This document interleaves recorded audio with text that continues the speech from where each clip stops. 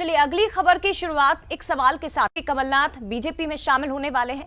दरअसल पिछले कई दिनों से मध्य प्रदेश की सियासत में ये सवाल लगातार पूछे जा रहे हैं, चर्चाएं लगातार चल रही हैं और इस सवाल को अब और ज्यादा बल मिला है। दरअसल पूर्व मुख्यमंत्री कमलनाथ जो कि अपना छिंदवाड़ा का दौरा बीच में ही छोड़कर आज दिल्ली जाने वाले हैं।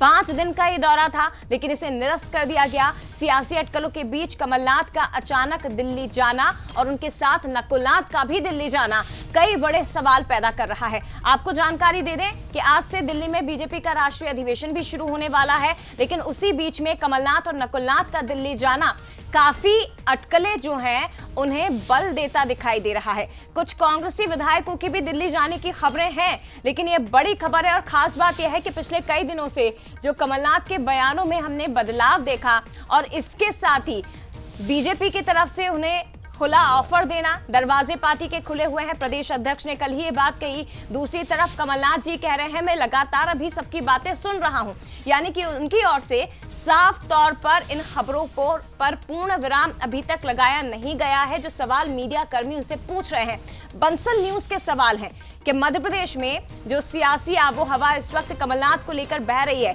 क्या प्रदेश की सियासत में एक बड़ा खेला होने वाला है? क्या कमलनाथ बीजेपी में शामिल होंगे? ये वो सबसे बड़ा सवाल है जिसका जवाब आज हर कोई जानना चाहता है। लोकसभा चुनाव से पहले कांग्रेस का क्या कोई माइंड गेम है? कमलनाथ को लेकर बीजेपी के तेवर अचानक से कैसे और क्यों नरम पड़ गए? बीजेपी में आने पर कमलनाथ अपने साथ कितने विधायकों को लाएंगे? कमलनाथ कांग्रेस के कई बड़े कार्यक्रमों से दूर रहे, उसकी वजह क्या है? आपने हाल ही में देखा होगा राज्यसभा के लिए जब नामांकन भरे गए उसमें भी कमलनाथ नहीं पहुंचे, और क्या युवा नेताओं को कमान सौंपने की वजह से नाथ नाराज हैं? ये सबसे बड़ा सवाल। बिल्कुल, और इन सवालों को लेकर हम सीधे चलेंगे। हमारे न्यूज हेड शरद द्विवेदी जी भी हमारे साथ चल रही है। कई बार हम इस मुद्दे पर आप और हम लोग बात कर चुके हैं, लेकिन क्या आपको लगता है कुछ पकड़ा है, कुछ खेला होने जा रहा है? इत्तेफाक है कि आज 17 और 18 तारीख को अधिवेशन भी है भारतीय जनता पार्टी का। देखिए मनोज, 2-3 चीजें बड़ी अहम है। सबसे पहले तो हम अगर तार्किक दृष्टि से देखें तो छिंदवाड़ा मध्य प्रदेश की एक ऐसी लोकसभा सीट है जो बीजेपी के लिए बीते करीब 4.5 दशकों से 45 सालों से चैलेंज बनी हुई है, और ये बहुत बड़ा एक बीजेपी के लिए बहुत सेटबैक भी रहा है कि वो मध्य प्रदेश में 28 सीटें जीत लेती है लेकिन छिंदवाड़ा की तरफ नहीं बढ़ पाती है।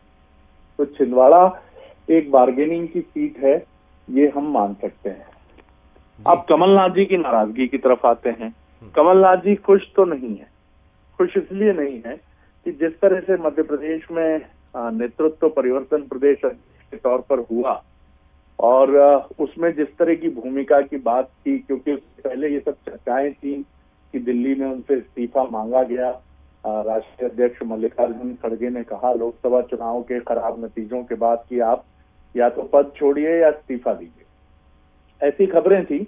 और ये भी कहा गया कि जब दिल्ली में मुलाकात हुई थी आला कमान से, उसी समय कमलनाथ ने इस्तीफा दे दिया था या उनसे इस्तीफा मांगने की बात हुई थी। तो सब खाने में ठीक तो नहीं चल रहा है। अब कमलनाथ जी के लेटेस्ट बयान की तरफ आते हैं जो छिंदवाड़ा में उन्होंने एक सभा में कहा कि मैं अंतिम सांस तक छिंदवाड़ा की सेवा करूंगा। छिंदवाड़ा कमलनाथ जी के लिए एक बेहद भावनात्मक मुद्दा है। वो छिंदवाड़ा को अपने बच्चे की तरह देखते हैं और वो कभी नहीं चाहते हैं कि छिंदवाड़ा इग्नोर्ड हो। और छिंदवाड़ा की जनता को भी आदत है कि वो एक वीआईपी कॉन्स्टिट्यूएंसी की तरह हमेशा रही है, और वहां के लोग ये चाहते हैं कि छिंदवाड़ा का विकास उसी वीआईपी कॉन्स्टिट्यूएंसी की तरफ हो। अगर इन तर्कों को देखें तो खेला हो सकता है। किस तरह से होगा, क्या शर्तें होंगी, किस तरह की चीजें होंगी। शरद जी, क्या आप कह रहे हैं, जैसा आप कह रहे हैं कि कमलनाथ इग्नोर नहीं कर सकते छिंदवाड़ा को, और भारतीय जनता पार्टी ये चाहेगी कि छिंदवाड़ा इस बार उसके हाथ से ना जाए।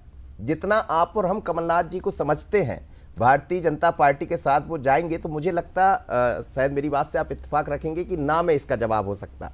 लेकिन क्या नकुलनाथ, कुछ चर्चा ऐसी भी है कि कल एक बैठक भी हुई, ये आपसी बैठक थी, हालांकि अंदर भीतर की खबरें हैं, और उस बैठक में चर्चा इस बात पर भी हुई कि नकुलनाथ शायद जाना चाहते हैं, और हो सकता है कि बीजेपी की तरफ से डोरे उनकी तरफ डाले जा रहे हों। जैसा कल बीडी शर्मा ने भी कहा कि दरबार खुला हुआ है।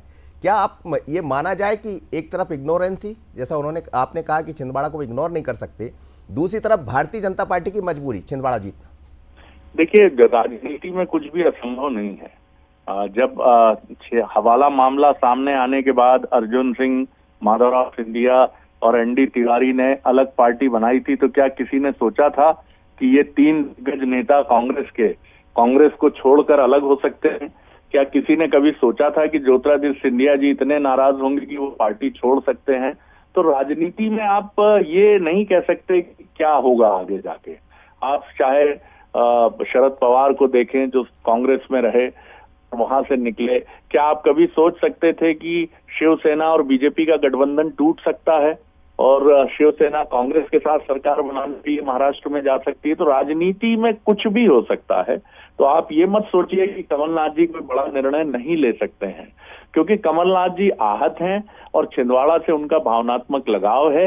इसलिए अगले एक पखवाड़ा 15 दिन मुझे लगता है कि मध्य प्रदेश की राजनीति के लिए बेहद महत्वपूर्ण है। मनोज, चलिए शरद जी, आपने बड़ी बात कह दी कि अगला जो पखवाड़ा है वो बड़ा महत्वपूर्ण है, लेकिन आने वाले जो 2 दिन भी दिखाई दे रहे हैं, 17-18 तारीख जिसमें अधिवेशन है, अधिवेशन में फिर जितना हम भारतीय जनता पार्टी को समझते हैं जया कि ऐसा कुछ होता नहीं है। अधिवेशन के पहले या बाद में इस तरह की तस्वीर, अधिवेशन के भीतर कोई ज्वाइनिंग हो तो शायद ये कम दिखाई देता, जैसा हमने समझा जितना बीजेपी को। लेकिन मानकर चलिए, जैसा शरद जी भी कह रहे हैं, कुछ तो खेला होने वाला। निश्चित तौर पर उस खेला पे हमारी सबकी नजरें बनी हुई है। लेकिन आगे बढ़ते हुए एक और